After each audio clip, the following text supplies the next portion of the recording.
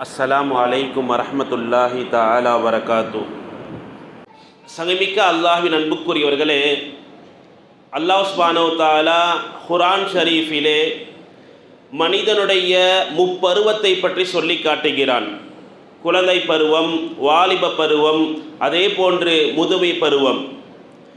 அல்லாஹ் சுப்ஹானஹு வ தஆலா குழந்தை பருவத்தை எப்படி சொல்கிறான் என்று சொன்னால், மனிதனை நாம் பலவீனத்திலிருந்து படைத்தோம் என்று சூரத்துர் ரூமுடைய 54வது வசனத்தில் சொல்லி காட்டுகிறான். அந்த வசனத்திலே முப்பருவத்தையும் சொல்கிறான். நாம் மனிதனை பலவீனத்திலிருந்து படைத்தோம். அதாவது குழந்தை பருவம் என்பது பலவீனம் என்பதை சொல்லிவிட்டு அடுத்து அல்லாஹ் சொல்லுவான், அந்த பலவீனத்திற்கு பிறகு அந்த மனிதனுக்கு நாம் ஆற்றலை கொடுத்தோம், குவ்வத்தை கொடுத்தோம். அடுத்து அந்த குவ்வத்துக்கு பிறகு, அந்த ஆற்றலுக்கு பிறகு மனிதனை நாம் பலவீனப்படுத்தியதோடு அவனுக்கு நிறையும் சேர்த்து நாம் கொடுத்தோம் என்று அல்லாஹ் சுப்ஹானஹு வ தஆலா 3 பருவங்களையும் சொல்லி காட்டுகிறான். எனவே பலவீனம் என்பது குழந்தை பருவம் என்று அல்லாஹ் சொல்லிவிட்டு, இறுதியிலே முதுமை என்பதும் பலவீனம் என்று சொல்லிவிட்டு, அந்த நடுவிலே மத்தியில் சொல்லுகின்ற அந்த வாலிப பருவம் இருக்கிறதே குவ்வத்தன் என்று அல்லாஹ் சொல்லுகிறான். அல்லாஹ் வாலிப பருவத்தை ஒரு திடகாத்திரமான ஆற்றல் மிக்க ஒரு பருவமாக சொல்லி காட்டுகிறான். இபாதத்திற்கும் எல்லா விஷயங்களுக்கும் மிக முக்கியமான பருவம் என்று சொன்னால் அந்த வாலிப பருவம். அந்த வாலிப பருவத்திலே நம்மளுடைய வயதை, நம்மளுடைய நாட்களை, நம்மளுடைய செயல்பாடுகளை சீர்படுத்திக் கொள்ள வேண்டும். நபிகள் நாயகம் ஸல்லல்லாஹு அலைஹி வஸல்லம் இப்படியும் சொல்லி காமித்தார்கள், நாளை மறுமை நாளில் ஆதமுடைய மைந்தர்களுடைய பாதங்கள் நகராது எதுவரை என்று சொன்னால் அவரிடத்தில் சில கேள்விகள் கேட்கப்படும். அதிலே அவருடைய வயதை பற்றியும் கேட்கப்படும், வாழ்நாளை பற்றி கேட்கப்படும். அந்த வாழ்நாளில் மிக முக்கியமாக அவருடைய வாலிபத்தை பற்றியும் கேட்கப்படும் என்று நபிகள் நாயகம் ஸல்லல்லாஹு அலைஹி வஸல்லம் சொன்னார். வாழ்நாள்னு சொன்னாலே அது எங்கிருந்து வந்துடும்? எல்லாமே சேர்ந்துதான் இருக்கும்.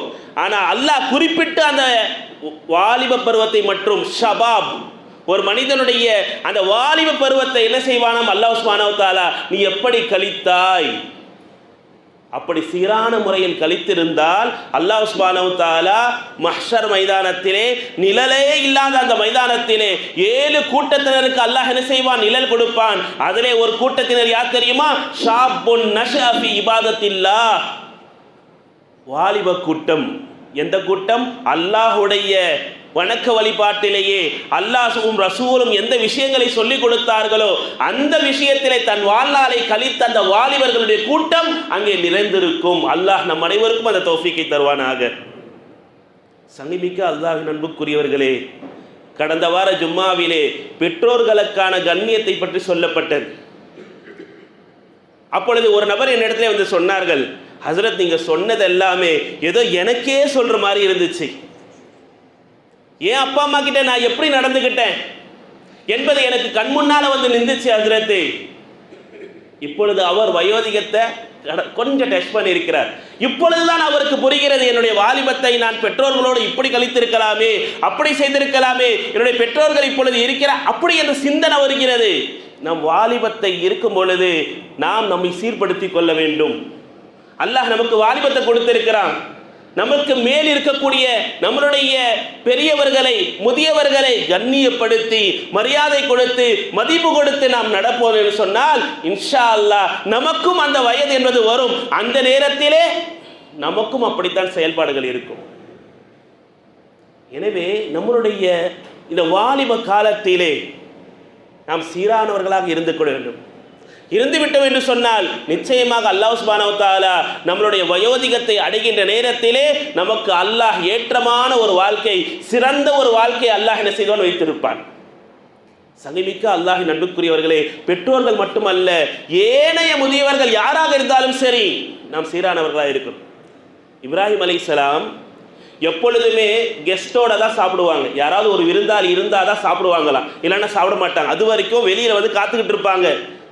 இல்லை வேற ஒரு தெருவுக்கு போய் பார்ப்பாங்க, யாராவது இருக்கிறாங்களா, வழிபோக்கர்கள், முசாஃபிர்கள், யாரையாவது கூப்பிட்டு வந்து சாப்பிடலாம் அப்படின்னு நினைப்பாங்களாம். ஒரு சமயம் ஒரு மஜூசி, நெருப்பு வணங்கி அவர் போயிட்டு இருக்கிறார். அவரை பார்த்து, வாங்க வீட்டில் வந்து உட்காந்து சாப்பிடுங்க அப்படின்றாங்க. இல்லைப்பா வேணாம் அப்படிங்கிறாங்க. இல்லை வாங்க பரவாயில்லை அப்படின்னு அழைச்சிக்கிட்டு வந்துட்டாங்க. வந்து தஸ்தரகான்ல விரிச்சாச்சு, விரிப்பெல்லாம் விரிச்சிட்டு உட்காந்துட்டாங்க. சாப்பிடுங்க அப்படின்னு சொல்லும் பொழுது கையை பிடிச்சிக்கிட்டு இப்ராஹிம் அலைஹிஸ்ஸலாம் சொன்னாங்களா, பிஸ்மில்லா சொல்லுங்க. என்ன சொல்லுங்க? பிஸ்மில்லா. அவர் சொல்லுவாரா? அவர் நெருப்பு வணங்கி, அல்லாஹ்னால யாருனே தெரியாது. அவர் சொன்னாரா, அல்லாவா அப்படின்னா யாரு? அப்படிலாம் என்னால் சொல்ல முடியாது, சாப்பாடு கொடுத்தா சாப்பிட்றேன், இல்லைன்னா ஆளை விட்டு நான் போகிறேன் அப்படின்னாங்க. இப்ராஹிம் அலைஹிஸ்ஸலாம் பிஸ்மில்லா சொல்லி சாப்பிடுவதால சாப்பிடுங்க, இல்லைன்னா நீங்கள் போங்க அப்படின்ட்டாங்க. அந்த மனிதர் அப்படியே எந்திரிச்சு போயிட்டார். உடனே இப்ராஹிம் அலைஹிஸ்ஸலாமுக்கு அசரீரி சத்தம் வந்தது. இப்ராஹிமே, அவர் முதுமை அடைகின்ற வரை நான் அவருக்கு என்னை வணங்கினால்தான் நான் சாப்பாடு கொடுப்பேன், உணவு கொடுப்பேன் என்று நான் சொல்லவில்லை. அவருக்கு உணவு கொடுத்து கொண்டுதான் இருந்தேன். ஒரே ஒரு பிஸ்மில்லா சொல்லவில்லை என்று சொன்னவுடன் அவருக்கு சாப்பாடு கொடுக்காமல் நீங்கள் அனுப்பிவிட்டீரே அப்படின்னு சத்தம் வந்துச்சு. உடனே இப்ராஹிம் அலைஹிஸ்ஸலாம் எந்திரிச்சு அந்த மனிதரை தேட ஆரம்பிச்சாங்க. அல்லாஹ்வே இப்ராஹிம் அலைஹிஸ்ஸலாம ஒரு பிஸ்மில்லாவுக்காக சாப்பாடு கொடுக்க மாட்டீங்களா? போய் தேடலாங்க. அந்த முதியவர் எங்கே போனாங்க, அந்த நபர் எங்கே போனாங்க அப்படின்னு என்ன செஞ்சாங்க? தேடலாங்க. தேடி கடைசியில் ஒரு இடத்துல அந்த மனிதரை பிடிச்சிட்டாங்க. ஒரு ஓரமாக உட்காந்துட்டு இருந்தாங்க. வாங்க எங்களோட வந்து சாப்பிடுங்க அப்படின்னாங்க. என்னப்பா சாப்பாடு பிஸ்மில்லா சொன்ன சாப்பிடாதான் அப்படி தான் சொன்னேன், இப்போ என்ன வந்துட்டு? இல்லை எனக்கு ஒரு அசரீரி சத்தம் அல்லாஹ்வுடைய புறத்திலிருந்து வந்துச்சு. என்ன சொல்கிறீங்க? முதியவரை நீங்கள் துரத்தியது சரியல்ல, அவருக்கு கொண்டு வந்து நீங்கள் சாப்பாடை கொடுங்க, பிஸ்மில்லா சொல்ல தேவையில்லைன்னு சொன்ன உடனே உங்களுடைய மார்க்கம் இவ்வளவு சிறந்ததா? ஒருத்தருக்கு சாப்பிட கொடுக்கலன்னு சொன்ன உடனே அசரீரி சத்தம் கேட்டதா? அல்லாஹ்வுடைய புறத்திலிருந்து சத்தம் கேட்டதா? அப்படி என்றால் நான் இப்பொழுதே கலிமாவை சொல்கிறேன். அவர் கலிமா சொன்னார். பெரியவர்களுக்கு கண்ணியம் கொடுக்கணும், மரியாதை கொடுக்க வேண்டும். சஹாபா பெருமக்களுக்கு நபிகள் நாயகம் ஸல்லல்லாஹு அலைஹி வஸல்லம் இதுதான் சொல்லி காமித்தார்கள்.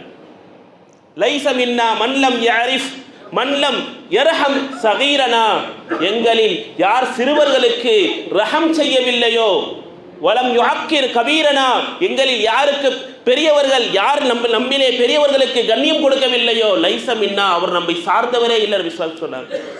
குழந்தைகளா அவங்களுக்கு இரக்கம் காட்ட வேண்டும், பெரியவர்களா அவர்களுக்கு கண்ணியம் கொடுக்க வேண்டும். இதுதான் இஸ்லாமிய மரபு என்று நபிகள் நாயகம் ஸல்லல்லாஹு அலைஹி வஸல்லம் நீ முஸ்லிமாக இருப்பதற்கு அடையாளம் என்று சொன்னால் சிறுவர்களை பார்த்தால் நீ இரக்கம் காட்ட வேண்டும், ஷஃபக்கத்தோட மென்மையோட நடக்கணும்.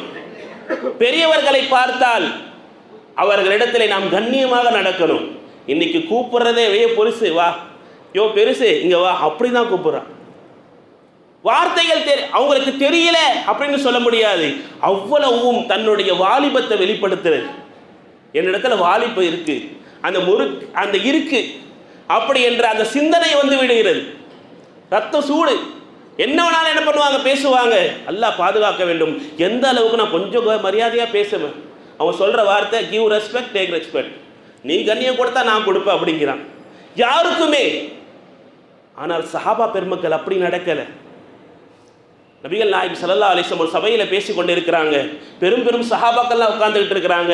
அந்த நேரத்தில் உமர் ரலியல்லாஹு தஆலா தன்னுடைய மகனோட உட்கார்ந்துக்கிட்டு இருக்கிறாங்க. மகன் அப்துல்லாவோட என்ன செஞ்சுட்டு இருக்கிறாங்க? ரலியல்லாஹு தஆலா அன்ஹுமா ரெண்டு பேரும் உட்கார்ந்துக்கிட்டு இருக்கிறாங்க. அப்போ நபி ஸல்லல்லாஹு அலைஹி வஸல்லம் கேட்குறாங்க, இந்த மக்கமா நகரிலே சிறந்த ஒரு மரம் இருக்கிறது. அது எப்படிப்பட்ட மரம் என்றால் ஒரு முஸ்லிமுக்கு ஒப்பான ஒரு மரம், ஒரு முஸ்லிமுக்கு ஒப்பான ஒரு மரம்.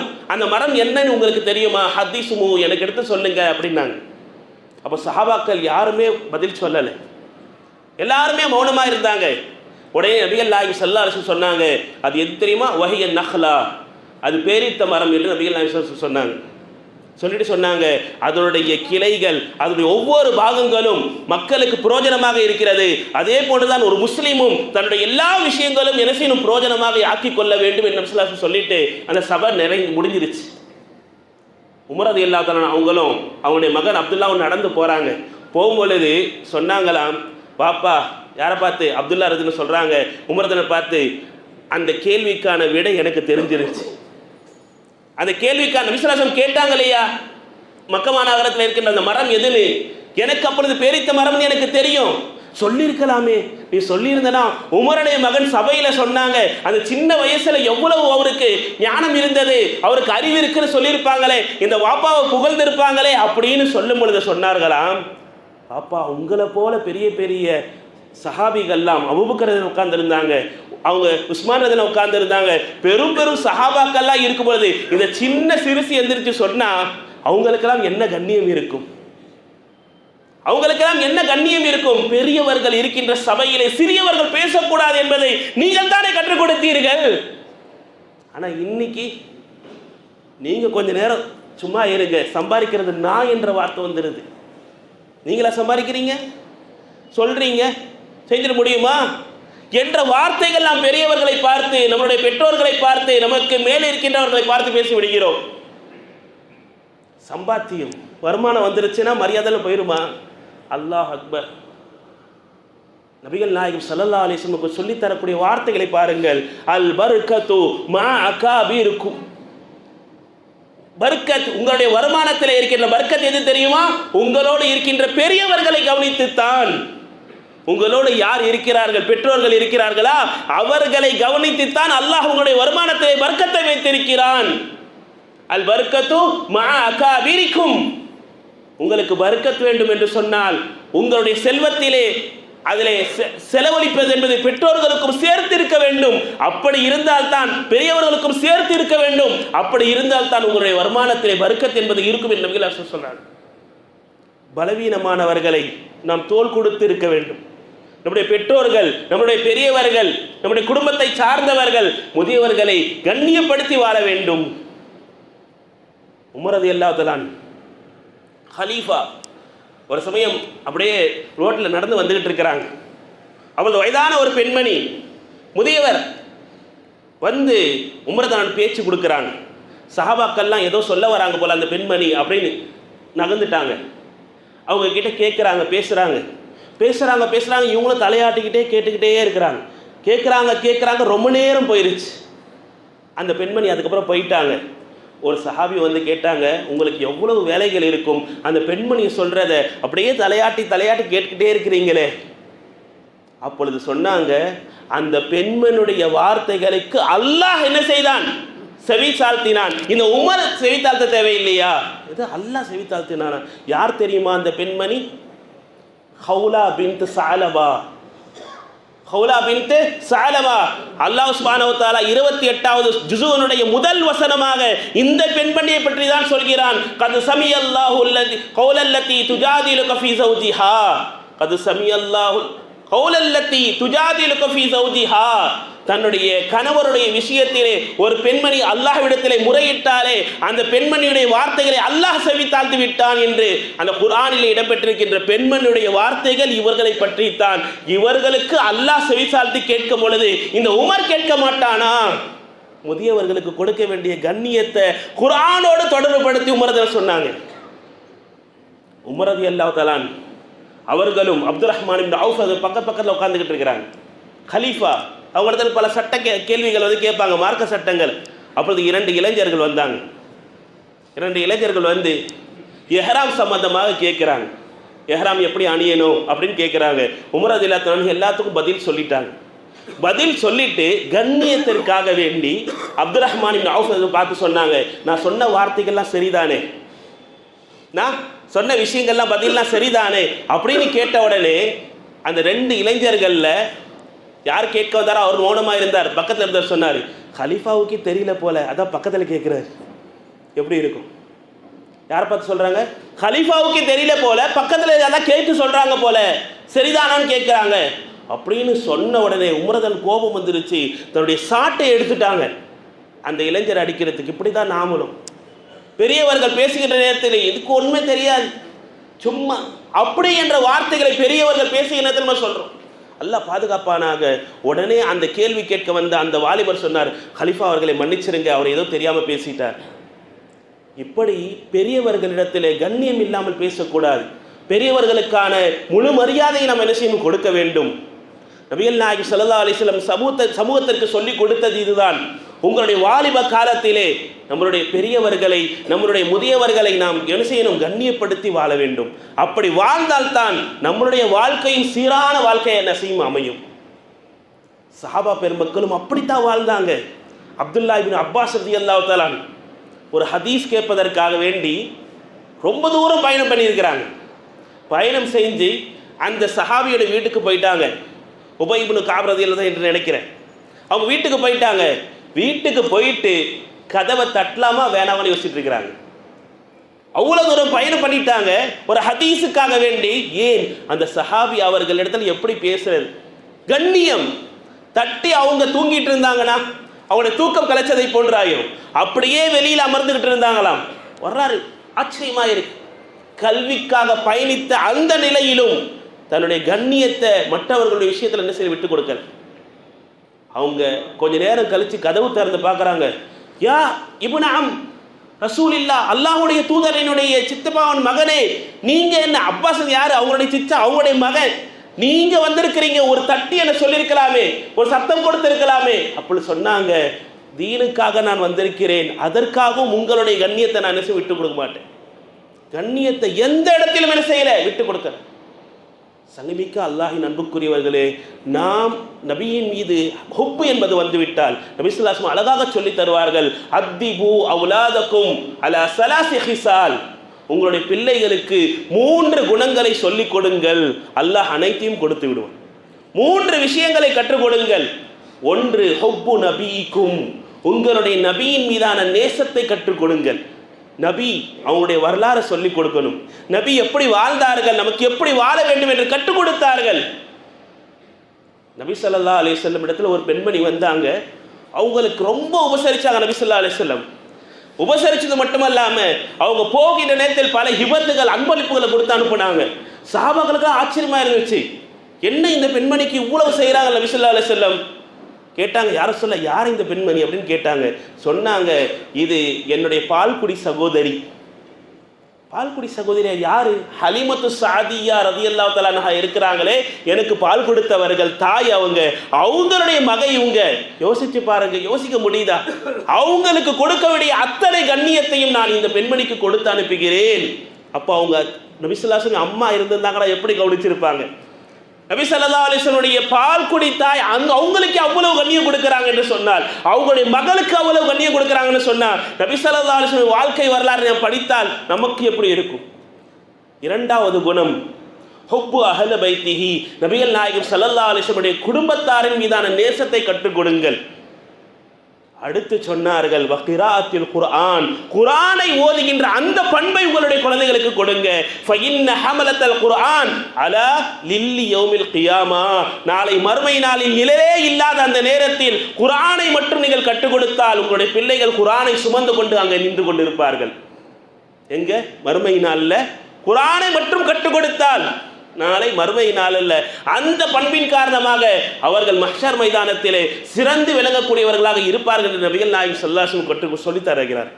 எனவே நாம் நம்முடைய குழந்தைகளுக்கு நபியினுடைய வரலாறு இதையெல்லாம் சொல்லிக் கொடுக்கும்போது தான் அந்த அதப் என்பது வரும், அந்த பண்புகள் என்பது வரும். உமர் தான் சொல்லுவாங்க, உங்களிடத்துல 10 நற்பண்புகள் இருக்கலாம், ஆனால் அந்த தீய எண்ணம் மட்டும் இருந்து விட்டால் அனைத்தையும் அழிச்சிடும். தொழுகை இருக்கு, ஜக்காத் இருக்கு, சதகா இருக்கு, எல்லாம் இருக்கு, ஆனா மற்றவர்களை கண்ணியம் கொடுத்து வாழ வேண்டும் என்ற எண்ணம் இல்லை, தீய எண்ணம் இருக்கு, பெரியவர்களுக்கு கண்ணியம் கொடுக்கிற அந்த முறை தெரியவில்லை என்று சொன்னால் அனைத்தையும் அதை அழித்து விடும் என்று உமர் ரலியல்லாஹு தஆலா அன்ஹு நமக்கு சுட்டி காட்டுறாங்க. எனவே நம்மளுடைய பெற்றோர்கள், நம்மளுக்கு மேல் இருக்கின்ற பெரியவர்கள், முதியவர்கள், அவர்களை கண்ணியப்படுத்தி வாழ வேண்டும். அந்த கண்ணியம் கொடுக்கும் பொழுதுதான் நம்முடைய வாலிபம் என்பது பரிபூர்ணம் என்பது அடைகிறது. இல்லை என்று சொன்னால் அந்த வாலிபத்தை பற்றி நாளை மறுமை நாளில் அல்லாஹ் சுப்ஹானஹு வ தஆலா தனித்து ஒரு கேள்வியாக நம்மிடத்தில் விசாரிக்கப்படும். எல்லாம் அல்லாஹ் நம் அனைவருக்கும் இந்த வாலிப வயதிலே சிறந்து விளங்கி நம்மளுடைய முதுமை நேரத்திலே அல்லாஹ் சுப்ஹானஹு வ தஆலா யாருடைய பிறருடைய உதவி இல்லாமல் வாழ்கின்ற தௌஃபீக்கை அல்லாஹ் நம் அனைவருக்கும் தந்தருள்வானாக. வாஹிர் அல்ஹம்துலில்லாஹி ரப்பில் ஆலமீன்.